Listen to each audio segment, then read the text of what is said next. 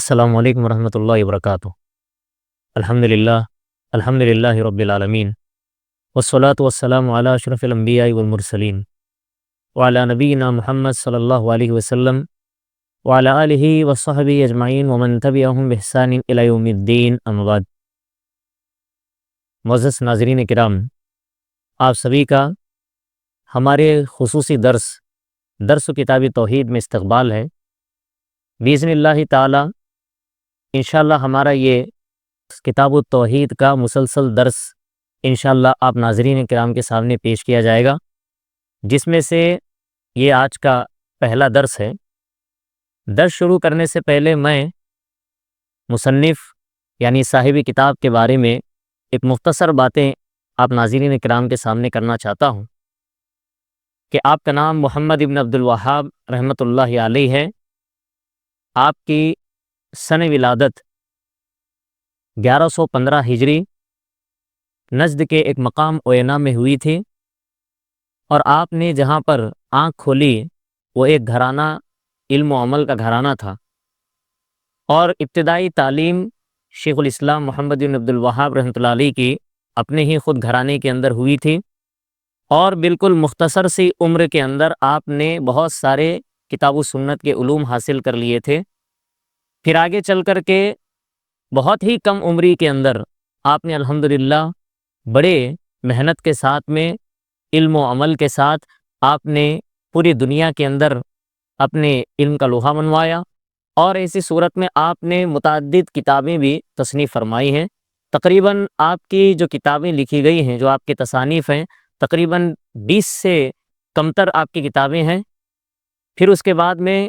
آپ نے نجد کے علاوہ بہت سارے مقامات پہ جا کر کے بہت سارے اسفار کر کے آپ نے بہت سارے عظیم مشائخ سے علم حاصل کیا، اور اس کے بعد آپ کی جو تلامذہ کی جو فہرست ہے وہ کافی طویل ہے۔ آپ نے بہت ساری کتابیں جہاں پہ تصنیف کی ہیں، ان میں سے آپ کی جو سب سے شاہکار اور سب سے معنیٰ جو کتاب ہے وہ یہی کتاب التوحید ہے، کہ جہاں پر پورے عالم کے اندر یہ کتاب کے چرچے ہونے لگے، اور حتیٰ کہ آج بھی شیخ الاسلام محمد بن عبد الوہاب رحمۃ اللہ علیہ کے انتقال کے اتنے صدیوں بعد، اتنے سال بعد بھی الحمدللہ آج مدارس کے اندر یہ کتاب التوحید شامل نصاب ہے، اور الحمدللہ بہت سارے مساجد کے اندر اس کتاب کے خصوصی درس ہو رہے ہیں۔ تو ہم نے یہ مناسب سمجھا کہ آپ ناظرین کے سامنے اسی کتاب کا خصوصی درس دیا جائے، اس کا ایک تسلسل، ایک سلسلہ وار آپ کے سامنے رکھا جائے۔ تو ایسے موقع پر آپ نے اپنی زندگی کے اندر، جہاں پر آپ کی زندگی میں، آپ کی حیات میں، آپ کے زمانے کے اندر جہاں بہت زیادہ شرک پھیل چکا تھا، بدعت پھیل چکی تھی، اور ایسے موقع پر آپ نے یہ جو کتاب لکھی کتاب التوحید، یہ کتاب التوحید کے ذریعے سے بہت سارے لوگوں نے الحمدللہ آپ کے ہاتھوں آ کر کے اسلام قبول کیا، اور پوری دنیا سے کافی حد تک الحمدللہ شرک اور بدعت کا اس کتاب کے ذریعے سے اللہ سبحانہ و تعالیٰ نے خاتمہ فرمایا ہے۔ پھر اس کے بعد میں آپ کی اگر وفات کی بات کری جائے تو سن 1206 ہجری میں آپ کی وفات ہوئی تھی۔ اس کے بعد اس کتاب کے تعلق سے بھی میں مختصر بات آپ کے سامنے یہ کہنا چاہوں گا کہ مصنف رحمۃ اللہ علیہ نے اس کتاب کے اندر یعنی کتاب التوحید کے اندر شروعات میں توحید کی فضیلت، توحید کے ثمرات اور توحید کی اہمیت پر بہت سارے درس آپ نے لکھے ہیں۔ اس کے بعد آگے چل کر کے معاشرے کے اندر پھیلے ہوئے شرک کی تردید کرتے ہوئے بہت سارے شرک پر آپ نے اس کی رد کی ہے کتاب و سنت کی روشنی میں۔ تو انشاءاللہ آج کا ہمارا یہ پہلا درس ہے۔ مختصر باتیں میں آپ کے سامنے وہ رکھوں گا جو صاحب کتاب نے کتاب کے اندر ذکر کی ہیں۔ آپ ایک چیز یہ نوٹ کیجئے کہ صاحب کتاب نے جو پہلا درس اس کتاب سے دیا ہے، اور جو پہلی چیز اس حوالے سے لکھی ہے کتاب کے اندر، اس میں آپ نے کوئی عنوان قائم نہیں کیا۔ تو جو شارحین ہیں انہوں نے یہ بات ذکر کی ہے کہ صاحب کتاب نے اس کا عنوان اسی لیے قائم نہیں کیا تاکہ لوگوں کا براہ راست تعلق کتاب و سنت سے ہو جائے۔ تو لہٰذا ہوا بھی ایسا کہ الحمدللہ کافی لوگ براہ راست کتاب و سنت کے جھنڈے تلے آ گئے، اور ایسے موقع پر الحمدللہ کتاب و سنت کو اچھے طریقے سے خوب اس کتاب کے ذریعے سے سمجھنے لگے۔ بس پہلے درس کے اندر مصنف نے بہت سارے دلائل دیے ہیں کہ اللہ سبحانہ و تعالیٰ کی توحید کے اس بات میں اور شرک کی نفی میں بہت سارے دلائل الحمدللہ صاحب کتاب نے دیے ہیں۔ بس وہ دلائل اور ان کے مختصر تشریح میں آپ حضرات کے سامنے، آپ ناظرین کرام کے سامنے کرنا چاہتا ہوں۔ سب سے پہلی قرآن مجید کی آیت کریمہ انہوں نے پیش کی، جو سورۃ الذاریات کی آیت نمبر 56 ہے، جس میں اللہ سبحانہ و تعالیٰ نے فرمایا کہ وَمَا خَلَقْتُ الْجِنَّ وَالْإِنسَ إِلَّا لِيَعْبُدُونِ۔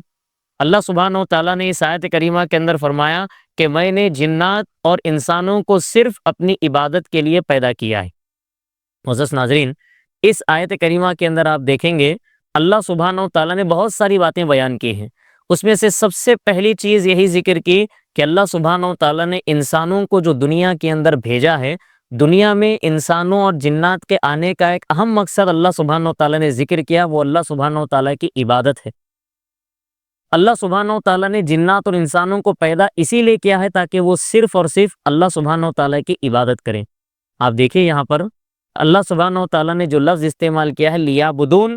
اہل علم نے، مفسرین نے اس کی تفسیر لیوحدون سے کی ہے، یعنی میں نے جنات اور انسانوں کو اسی لیے پیدا کیا تاکہ وہ میری توحید کو اختیار کر سکیں۔ اور اسی لیے دیکھیے عبداللہ ابن عباس رضی اللہ تعالیٰ عنہما کا قول بھی ہے، وہ کہتے ہیں کہ پوری قرآن مجید میں جہاں پر بھی لفظ عبادت آیا ہے اس سے مراد توحید ہے۔ لہٰذا معلوم یہ ہوا کہ اس آیت کریمہ کے اندر اللہ سبحانہ و تعالیٰ اپنی توحید کو اقرار کرنے کا اللہ سبحانہ و تعالیٰ حکم دے رہے ہیں براہ راست۔ اور ایک چیز جب ہم بات کر رہے ہیں توحید کی، تو ہمارے لیے یہ جاننا ضروری ہے کہ توحید کی جو اہل علم نے عام طور پہ تعریف بیان کی ہے، توحید اصل میں کہتے ہیں وحد یوحد کے فعل سے یہ مصدر ہے توحید، جس کے معنی ہوتے ہیں لغوی اعتبار سے کسی چیز کو ایک ماننا۔ شرعی اعتبار سے اگر ہم دیکھیں گے تو اس کا معنی یہ ہوتا ہے کہ اللہ سبحانہ و تعالیٰ کو اس کی عبادت میں ایک جاننا اور ایک ماننا۔ اسی لیے پھر اہل علم نے توحید کی عام طور پہ 3 مشہور قسمیں بیان کی ہیں۔ اس میں سے سب سے پہلی قسم توحید کی ہے توحید ربوبیت۔ توحید ربوبیت کا معنی یہ ہے کہ اللہ سبحانہ و تعالیٰ کو پیدا کرنے کے اعتبار سے، اللہ سبحانہ و تعالیٰ کو کائنات چلانے کے اعتبار سے، اللہ سبحانہ و تعالیٰ کے رازق اور رزاق، ایسی تمام چیزوں میں اللہ سبحانہ و تعالیٰ کو ایک جاننا، ایک گرداننا۔ اور دوسری قسم ہے جس کو کہتے ہیں توحید عبودیت، یا اسے کہیں گے توحید الوہیت، کہ جس کا معنی یہ ہے کہ صرف اور صرف اللہ سبحانہ و تعالیٰ کی عبادت میں اسی کو ایک جاننا اور ایک ماننا۔ اور تیسری قسم جو ہے جس کو اسماء و صفات کہا جاتا ہے، اور اس کے اندر وہ چیزیں ہیں جو قرآن میں، حدیث میں اللہ سبحانہ و تعالیٰ نے اپنے جو پیارے اسماء، جو پیارے نام اللہ تعالیٰ نے ذکر کیے ہیں، ان پر کما حقہ ایمان لانا۔ اور اہل السنہ والجماعت کا جو عقیدہ اسماء و صفات کے متعلق یہ ہے کہ اللہ سبحانہ و تعالیٰ نے کتاب و سنت میں جو اپنے نام ذکر کیے ہیں، ان ناموں پر کما حقہ ایمان لاتے ہوئے، ان کا اثبات کرتے ہوئے، اور جتنی باتیں اللہ تعالیٰ نے قرآن و حدیث میں بیان کی اپنے اسماء و صفات سے متعلق، اسی پر اکتفا کرتے ہوئے ان پر ایمان لانا، اور بغیر کسی تعطیل کے، بغیر کسی تکییف کے، اور بغیر کسی تشبیہ کے اللہ سبحانہ و تعالیٰ کو اپنے اسماء و صفات میں ایک جاننا، ایک گرداننا، یہ توحید ہے۔ لہٰذا اس کے بعد یہ پہلی دلیل تھی جس میں اللہ سبحانہ و تعالیٰ نے اپنے توحید اختیار کرنے کا باقاعدہ حکم دیا۔ اس کے بعد صاحب کتاب نے ایک دوسری دلیل سورۃ النحل کی آیت نمبر 36 پیش کی ہے، جس میں اللہ سبحانہ و تعالیٰ نے کہا وَلَقَدْ بَعَثْنَا فِي كُلِّ أُمَّةٍ رَسُولًا أَنِ اعْبُدُوا اللَّهَ وَاجْتَنِبُوا الطَّاغُوتَ۔ اللہ سبحانہ و تعالیٰ نے اس آیت میں فرمایا، اور یقیناً ہم نے ہر زمانے کے اندر، ہم نے ہر گروہ کے اندر، ہر امت کے اندر ایک رسول کو بھیجا، یہ پیغام دیتے ہوئے کہ آپ کہہ دیجئے کہ تم صرف اللہ سبحانہ و تعالیٰ ہی کی بندگی کرو، اللہ سبحانہ و تعالیٰ ہی کی عبادت کرو، اور اس کے ساتھ کسی کو شریک نہ ٹھہراؤ۔ اس آیت کریمہ کے اندر اللہ سبحانہ و تعالیٰ نے پہلی بات تو یہ ذکر کی کہ اللہ تعالیٰ پیغمبروں کو، رسولوں کو دنیا کے اندر اللہ تعالیٰ کیوں بھیجتا ہے۔ اس کا ایک مقصد یہ بتایا گیا کہ سارے ہی پیغمبروں کو، آدم علیہ السلام سے لے کے محمد صلی اللہ علیہ وسلم تک جتنے بھی پیغمبر دنیا کے اندر آئے ہیں، سب کا ایک ہی مشن تھا، سب کا ایک ہی مقصد تھا، اور وہ مقصد یہ لے کر آئے تھے، وہ مقصد توحید ہے، یعنی لوگوں کو لوگوں کی عبادت سے ہٹا کر کے صرف ایک اللہ وحدہ لا شریک کی عبادت کی طرف لے کر کے آنا، اس کے راستے کی طرف لے کر کے آنا۔ یہی پیغام ہے کہ اللہ تعبدوا الا ایہ، کہ صرف اللہ سبحانہ و تعالیٰ ہی کی عبادت کرنی چاہیے، اللہ کے علاوہ کسی اور کی بندگی، کسی اور کی عبادت نہیں کرنی چاہیے۔ تو پہلی بات تو اس آیت کریمہ کے اندر یہ بات معلوم ہوئی۔ اور دوسری بات یہ معلوم ہوتی ہے اس آیت کریمہ میں اللہ سبحانہ و تعالیٰ نے ایک اور بات یہ بتائی، کہا کہ اللہ سبحانہ و تعالیٰ ہی کی بندگی ہونی چاہیے، اس کے علاوہ کسی اور کی نہیں۔ اس کا معنی اہل علم یہ بتاتے ہیں کہ توحید یہ دو چیزوں کو لازم اور ملزوم ہے۔ یعنی توحید کا اصل معنی یہ ہوتا ہے کہ ایک تو توحید کے اندر اس بات ہوتا ہے، یعنی کسی چیز کو ثابت کیا جاتا ہے، اور دوسری چیز ہوتی ہے اس کے اندر نفی۔ نفی کا مطلب ہے کسی ایک چیز کا انکار۔ یعنی توحید کے اندر جب تک یہ دو چیزیں نہ ہوں، ایک چیز کا اثبات اور ایک چیز کا انکار نہ ہو، وہ توحید مکمل نہیں ہوتی۔ تو اس آیت کریمہ میں اللہ تعالیٰ نے دونوں چیزوں کا ذکر کیا، ایک تو اللہ تعالیٰ ہی کی عبادت کرنا جو اس بات ہے، اور اللہ کے علاوہ کسی اور کی عبادت نہ کرنا یہ نفی ہے۔ اللہ تعالیٰ نے کہا کہ ان اعبدوا اللہ واجتنبوا الطاغوت، تو اللہ نے کہا کہ اللہ ہی کی عبادت کریں اور طاغوت سے بچیں۔ اللہ سبحانہ و تعالیٰ نے ایک اور آیت کریمہ کے اندر اللہ سبحانہ و تعالیٰ نے فرمایا کہ فمن یکفر بالطاغوت ویؤمن باللہ فقد استمسک بالعروۃ الوثقی لا انفصام لہا۔ اللہ سبحانہ و تعالیٰ نے اس آیت کریمہ کے اندر اللہ کے علاوہ جن کی بھی عبادت کی جاتی ہے، پرستش کی جاتی ہے، پوجا کی جاتی ہے، ان سب کے انکار کو اللہ سبحانہ و تعالیٰ نے ذکر کیا ہے۔ اللہ نے فرمایا کہ جو طاغوت کا انکار کرے اور اللہ سبحانہ و تعالیٰ ہی پر ایمان لائے تو گویا کہ اس نے مضبوط کڑے کو تھام لیا ہے، لن انفصام لہا، جو کبھی ٹوٹنے والا نہیں ہے۔ تو اس آیت کریمہ میں بھی اللہ سبحانہ و تعالیٰ نے توحید کے ایک جز اس بات کو بھی ذکر کیا، اور ساتھ میں اللہ سبحانہ و تعالیٰ نے توحید کے ایک دوسرے جز نفی کو بھی اللہ سبحانہ و تعالیٰ نے ذکر کیا ہے۔ اب ذرا غور کریں، ان دو آیت کریمہ کے اندر اللہ سبحانہ و تعالیٰ نے لفظ طاغوت کا استعمال کیا ہے۔ طاغوت اصل میں کہتے کس کو ہیں؟ تو سب سے بہترین تفسیر جو طاغوت کی امام مالک رحمۃ اللہ علیہ نے کی ہے۔ امام مالک رحمۃ اللہ علیہ کہتے ہیں کہ طاغوت کا مطلب ہوتا ہے کل ما یعبد من دون اللہ، کہ اللہ سبحانہ و تعالیٰ کے علاوہ جن کی بھی عبادت کی جاتی ہے وہ سب طاغوت کہلاتے ہیں۔ مثلا اللہ سبحانہ و تعالیٰ کے علاوہ بندگی ایک انسان کہیں پر پیغمبروں کی کرتا ہے، کہیں پر فرشتوں کی کرتا ہے، تو کہیں پر جنات کی کرتا ہے، تو کہیں پر درندے، چرندے، درخت، پتھر اور ان تمام چیزوں کی جو پوجا ہوتی ہے، عبادت ہوتی ہے، یہ سب کو اللہ سبحانہ و تعالیٰ ایک لفظ میں طاغوت قرار دے رہے ہیں۔ تو اللہ کے علاوہ جن کی بھی کوئی عبادت کرے گا تو گویا کہ وہ طاغوت ہے اور وہ طاغوت کی بندگی کر رہا ہے۔ اور اسی طریقے سے ابن القیم رحمۃ اللہ علیہ نے بھی ایک بڑی بہترین تفسیر اس کی یہ کی ہے۔ وہ کہتے ہیں کہ طاغوت کا مطلب انسان جس کے ذریعے سے حد سے تجاوز کر جائے، حد تجاوز کر جائے۔ اس کا معنی کیا ہے؟ وہ کہتے ہیں کہ معبود کے اندر، مطبوع کے اندر، اور اسی طریقے سے مطاع کے اندر۔ اس کی تھوڑی سی تفسیر یہ جانیں گے۔ وہ تین لفظ استعمال کرتے ہیں۔ ایک تو یہ ہے کہ معبود، یعنی معبود کا یہ معنی بتاتے ہیں کہ اللہ کے علاوہ یہ درخت ہیں، یہ پتھر ہے، یہ مورتی ہے، یہ تمام چیزیں معبود کے اندر جو انسان اللہ کے علاوہ ان کی بندگی کرتا ہے۔ اور دوسری قسم یہ بتاتے ہیں مطبوع۔ مطبوع کا مطلب ہوتا ہے کہ جس کا اتباع کیا جاتا ہے، جس کی پیروی کی جاتی ہے۔ مثلا آپ دیکھیں اس میں وہ کہتے ہیں کہ علماء سو، یعنی وقت کے جو علماء سو ہوتے ہیں جن کو لوگ عام طور پر جانے انجانے میں ان کی عبادت کرنے لگتے ہیں، تو وہ بھی مطبوع ہوتے ہیں۔ جیسے مثال کے طور پہ قرآن مجید میں اللہ سبحانہ و تعالیٰ نے سورۃ التوبہ کی آیت میں ذکر کیا، اتخذوا احبارهم ورهبانهم اربابا من دون اللہ والمسیح ابن مریم۔ اللہ سبحانہ و تعالیٰ نے ذکر کیا کہ یہ جو یہود و نصارہ ہیں، انہوں نے اپنے عالموں کو، اپنے درویشوں کو اللہ سبحانہ و تعالیٰ کے علاوہ ان لوگوں نے معبود بنا لیا، رب بنا لیا۔ والمسیح ابن مریم، اور مریم کے بیٹے عیسیٰ علیہ السلام کو بھی انہوں نے اللہ کے ماں سوا رب بنا لیا۔ جب یہ آیت کریمہ نازل ہوئی، ترمذی کی روایت کے اندر آتا ہے کہ عدی ابن حاتم رضی اللہ تعالیٰ عنہ جو صحابی رسول ہیں، وہ نبی صلی اللہ علیہ وسلم کے پاس آ کر کے یہ کہنے لگے، اے نبی صلی اللہ علیہ وسلم، یہودی اور نصارہ نے کبھی بھی اپنے عالموں کی عبادت نہیں کی، ان کے سامنے سجدہ نہیں کیا۔ تو پھر اللہ سبحانہ و تعالیٰ اس آیت کریمہ کے اندر کہہ رہے ہیں کہ یہودی اور نصارہ نے اپنے عالموں کی عبادت کی، ان کی پرستش کی۔ تو نبی صلی اللہ علیہ وسلم نے ان سے یہ کہا کہ بات صحیح ہے کہ انہوں نے کبھی بھی اپنے عالموں کی عبادت نہیں کی، ان کے سامنے کبھی سجدہ نہیں کیا، لیکن ذرا یہ بتاؤ کیا بات ایسی نہیں ہے کہ جب ان کے علماء کسی چیز کو حلال قرار دیتے ہیں تو وہ حلال کہتے ہیں، اور اگر جب ان کے علماء کسی چیز کو حرام کہتے ہیں تو یہ لوگ بھی اس کو حرام مانتے ہیں؟ تو عدی بن حاتم رضی اللہ تعالیٰ نے کہا، ہاں اللہ کے نبی بات ایسی ہے۔ تو نبی علیہ الصلوۃ والسلام نے کہا کہ یہی تو ان کی عبادت کرنا ہے، یہی تو ان کی پرستش کرنا ہے۔ تو لہٰذا یہ مطبوع کے اندر ایک چیز آتی ہے۔ اور تیسری چیز وہ کہتے ہیں مطاع، کہ جس کا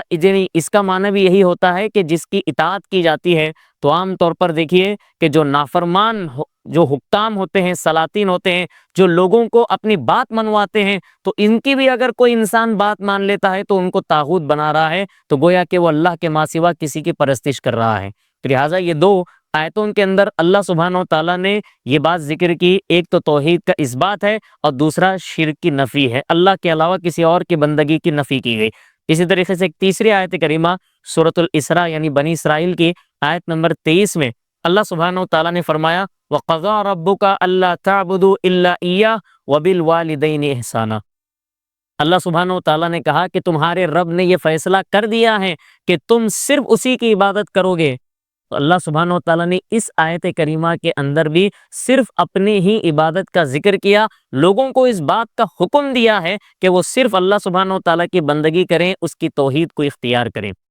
اور یہ توحید کیا چیز ہے؟ یہ توحید ایک ایسی واجبی چیز ہے کہ جس کو اختیار کرے بغیر کوئی انسان مسلمان نہیں ہوتا۔ تو ضروری ہے کہ یہ توحید کو ایک انسان لازمی طور پر اس کو اختیار کرے، واجبی طور پر اس کو اختیار کرے۔ آگے جیسے کہ ایک اور حدیث دلیل کے طور پہ بات ذکر کی جائے گی، اللہ سبحانہ و تعالیٰ نے سورۃ النساء کی ایک اور آیت کریمہ آیت نمبر 36 میں بھی اللہ سبحانہ و تعالیٰ نے اپنی توحید کو اختیار کرنے کا حکم ان الفاظ میں دیا۔ اللہ نے فرمایا کہ وَاعْبُدُوا اللَّهَ وَلَا تُشْرِكُوا بِهِ شَيْئًا۔ اللہ نے فرمایا کہ تم اللہ سبحانہ و تعالیٰ کی عبادت کرو، بندگی کرو، توحید اختیار کرو اور اس کے ساتھ کسی کو شریک نہ ٹھہراؤ۔ اسی طریقے سے ایک اور آیت کریمہ جو صاحب کتاب نے ذکر کی سورۃ الانعام کی آیت نمبر 151 سے لے کر 153 تک، اللہ سبحانہ و تعالیٰ نے جو وصیتیں فرمائی ہیں لوگوں کو، ان کا ذکر اللہ تعالیٰ نے ان تین آیت کریمہ کے اندر ذکر کیا۔ اللہ سبحانہ و تعالیٰ نے فرمایا قُلْ تَعَالَوْا أَتْلُ مَا حَرَّمَ رَبُّكُمْ عَلَيْكُمْ أَلَّا تُشْرِكُوا بِهِ شَيْئًا۔ اللہ سبحانہ و تعالیٰ نے کہا نبی صلی اللہ علیہ وسلم سے خطاب کرتے ہوئے کہ اے نبی صلی اللہ علیہ وسلم آپ لوگوں سے کہہ دیجئے کہ چلے آؤ، تمہارے رب نے تم پر جو چیزیں حرام قرار دی ہیں ان کا میں ذکر تمہارے سامنے کروں۔ تو اللہ سبحانہ و تعالیٰ نے پہلی ہی چیز کا تذکرہ یہ فرمایا، کہا کہ اللہ تشرکوا بہ شیئا، کہا کہ تم اللہ سبحانہ و تعالیٰ کے علاوہ کسی اور کو عبادت کے اندر اس کی شریک نہیں ٹھہراؤ گے۔ تو لہٰذا اللہ سبحانہ و تعالیٰ نے ان آیات کے اندر تقریباً 10 چیزوں کا ذکر کیا ہے، 10 وصیتوں کا اللہ تعالیٰ نے ذکر کیا ہے۔ ان میں سے سر فہرست سب سے پہلی وصیت اللہ سبحانہ و تعالیٰ نے یہی ذکر کی، کہا کہ اللہ کے علاوہ کسی اور کی عبادت نہ کرنا، صرف اللہ ہی کی عبادت کرنا۔ اسی لیے دیکھیں عبداللہ بن مسعود رضی اللہ تعالیٰ فرماتے ہیں کہ نبی صلی اللہ علیہ وسلم کی اگر وصیت اگر کسی انسان کو ملاحظہ کرنی ہے تو یہ سورۃ الانعام کی ان آیات کا وہ مطالعہ کر لے، ان آیات کو اچھے طریقے سے غور و فکر کے ساتھ پڑھ لے۔ تو لہٰذا یہ ان آیات کے اندر اللہ تعالیٰ نے 10 چیزوں کا یعنی 10 وصیتوں کا ذکر کیا ہے، جس کی ابتدا اللہ سبحانہ و تعالیٰ نے توحید سے کی ہے، شرک کی تردید سے کی ہے۔ اسی طریقے سے اس درس کی سب سے آخری حدیث جو مصنف رحمۃ اللہ علیہ نے ذکر کی ہے وہ معاذ بن جبل رضی اللہ تعالیٰ عنہ کی حدیث ہے، مشہور و معروف ہے، صحیح بخاری صحیح مسلم کی حدیث ہے، کہ جس کے اندر معاذ بن جبل رضی اللہ تعالیٰ عنہ فرماتے ہیں کہ میں ایک مرتبہ نبی صلی اللہ علیہ وسلم کے پیچھے گدھے پر سوار تھا، تو نبی علیہ الصلوۃ والسلام نے مجھ سے عرض کیا یا معاذ اتدری ما حق اللہ علی العباد وما حق العباد علی اللہ، اے معاذ کیا تم جانتے ہو کہ اللہ سبحانہ و تعالیٰ کا حق بندوں پر کیا ہے اور بندوں کا حق اللہ سبحانہ و تعالیٰ پر کیا ہے؟ تو معاذ رضی اللہ تعالیٰ نے جواب دیا، کہا کہ اللہ و رسولہ عالم، کہا کہ اللہ اور اس کے رسول بہتر جانتے ہیں۔ تو نبی صلی اللہ علیہ وسلم نے اس کے بعد ان دونوں سوال کا جواب آپ نے خود دیا۔ نبی علیہ الصلوۃ والسلام نے کہا کہ حق اللہ علی العباد، کہ اللہ سبحانہ و تعالیٰ کا حق بندوں پر یہ ہے ان یعبدوہ ولا یشرکوا بہ شیئا، کہا کہ اللہ سبحانہ و تعالیٰ کا حق بندوں پر یہ ہے، سب سے پہلا حق یہ ہے کہ وہ صرف اللہ سبحانہ و تعالیٰ کی عبادت کریں اور اللہ تعالیٰ کے علاوہ کسی اور کی عبادت نہ کریں، اس کے عبادت میں کسی کو شریک نہ ٹھہرائیں۔ پھر اس کے بعد آپ نے یہ بتایا، کہا کہ وحق العباد علی اللہ، یعنی اللہ سبحانہ و تعالیٰ کا یعنی بندوں کا حق اللہ سبحانہ و تعالیٰ کے اوپر یہ ہے اللہ یعذب من لا یشرک بہ شیئا، کہ جو بھی اللہ سبحانہ و تعالیٰ کی عبادت کرے گا اللہ سبحانہ و تعالیٰ پر لازم ہے کہ وہ ایسے انسان کو عذاب نہ دے، عذاب سے دوچار نہ کرے۔ پھر معاذ بن جبل رضی اللہ عنہ فرماتے ہیں قلت یا رسول اللہ، کہا کہ میں نے کہا کہ اے رسول اللہ صلی اللہ علیہ وسلم افلا ابشر الناس، کیا میں لوگوں کو اس بات کی خوشخبری نہ سناؤں؟ تو نبی علیہ الصلوۃ والسلام نے فرمایا قال لا، کہا کہ ہرگز نہیں، لا تبشرہم فیتکلوا، آپ نے کہا کہ لوگوں کو اس بات کی خوشخبری مت سناؤ کہ کہیں ایسا نہ ہو جائے کہ وہ اس پر تکیہ کرتے ہوئے اللہ کی عبادت کو چھوڑ دیں، ترک کر دیں۔ تو آپ نے دیکھا کہ اس روایت میں بھی، اس حدیث میں بھی نبی صلی اللہ علیہ وسلم نے سب سے پہلا حق بندوں پر جو اللہ سبحانہ و تعالیٰ کا عائد ہوتا ہے وہ یہی ہے کہ وہ اللہ تعالیٰ کی بندگی کریں، اللہ تعالیٰ کی توحید کو اختیار کریں، یعنی ربوبیت میں، الوہیت میں، اسماء و صفات میں، ہر چیز میں اللہ سبحانہ و تعالیٰ کو ایک مانیں، ایک جانیں، اور اللہ سبحانہ و تعالیٰ ہی کی عبادت کریں، کسی اور کی نہ کریں۔ اس ایک حدیث کے اندر اہل علم نے جہاں پر اس حدیث کے فوائد بیان کیے، بہت سارے فائدے ہمیں نظر آتے ہیں۔ اس میں سے سب سے پہلی بات تو اللہ سبحانہ و تعالیٰ کی توحید کو اختیار کرنے کی بات ہے۔ اس کے علاوہ آپ دیکھیں گے کہ نبی صلی اللہ علیہ وسلم کا تواضع اس حدیث سے جو ظاہر ہوتا ہے کہ نبی علیہ الصلوۃ والسلام ایک وقت کے پیغمبر ہونے کے ساتھ ساتھ آپ ایک گدھے پر سوار ہیں، یعنی نبی علیہ الصلوۃ والسلام کی عام طور پہ جہاں پر سواری اونٹ ہوتے تھے تو وہیں پر آپ کبھی کبھار گدھے پر بھی سوار ہوتے تھے، تو یہ نبی علیہ الصلوۃ والسلام کا تواضع تھا۔ اس کے علاوہ نبی صلی اللہ علیہ وسلم جو صحابی کو سوال کر رہے ہیں، اور اگر کسی انسان کو اگر نہ معلوم ہو کہ کسی سوال کا جواب، تو ایسے موقع پر اسے یہ کہنا چاہیے اللہ عالم۔ اس حدیث میں چونکہ معاذ بن جبل رضی اللہ تعالیٰ عنہ کو سوال کا جواب نہیں آتا تھا، تو آپ نے فوراً اللہ اور اس کے رسول کو بہتر یہ بات معلوم ہے، اس کا آپ نے تذکرہ کیا ہے۔ تو ہمیں بھی اگر کسی چیز کا علم نہ ہو شریعت کا، تو ہمیں بھی اللہ عالم کہہ کر کے آگے بڑھنا چاہیے۔ اس کے علاوہ اور بھی بہت ساری باتیں اس حدیث سے معلوم ہوتی ہیں، کہ جیسا کہ ایک بات یہ معلوم ہوئی کہ اللہ سبحانہ و تعالیٰ جو بھی انسان اس کی توحید کو اختیار کرتا ہے، اللہ سبحانہ و تعالیٰ دنیا میں بھی اور آخرت میں بھی ہر قسم کے عذاب سے اللہ تعالیٰ اس انسان کو بچا لیتا ہے۔ اور چوتھی بات یہ معلوم ہوئی، کہا کہ یعنی اس حدیث میں جیسے کہ معاذ رضی اللہ عنہ کہہ رہے ہیں کیا میں لوگوں کو خوشخبری نہ سناؤں، تو اصل میں خوشخبری کہتے ہی اس چیز کو ہے کہ جو انسان اس کو سن لیتا ہے تو خوش ہو جاتا ہے، تو اسی کو عام طور پہ عربی زبان کے اندر بشارت کہتے ہیں۔ کیا میں لوگوں کو بشارت نہ دوں؟ نبی علیہ الصلوۃ والسلام نے جواب دیا، کہا کہ نہیں، بشارت مت دو کہ لوگ اس پر تکیہ کر لیں گے، عبادت چھوڑ دیں گے اللہ کی۔ تو اس سے بات معلوم ہوئی کہ کبھی کبھار حکمت اور مصلحت کے تحت اگر کوئی آدمی کسی علم کو چھپا لیتا ہے تو وہ انسان گنہگار نہیں ہوتا۔ کبھی کبھار ہوتا ایسا ہے کہ